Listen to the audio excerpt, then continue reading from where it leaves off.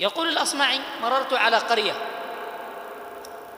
فرأيت رجل كبير السن على عنقه رشا، والرشا حبل كبير، وفي يده دلو كبيرة يسحب الماء من البئر.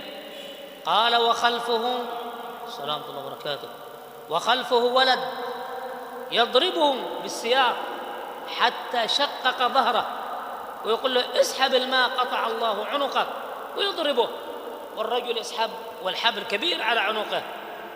قال الأصمعي: فما تحملت، هجمت على الولد وقلت: قاتلك الله، تفعل به هذا؟ تفعل به هكذا وهو كبير السن؟ قال: اسكت، لا تتدخل فيما لا يعنيك، لا تتدخل. فقلت له: ألا تتق الله؟ قال: أتدري من هذا؟ قلت: لا. قال: هذا أبي، هذا أبي.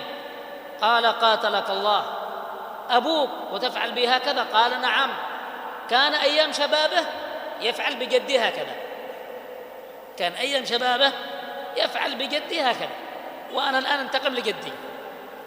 انظروا يا عباد الله، وأخبار العقوق كثيرة جدا، نسأل الله العافية والسلامة.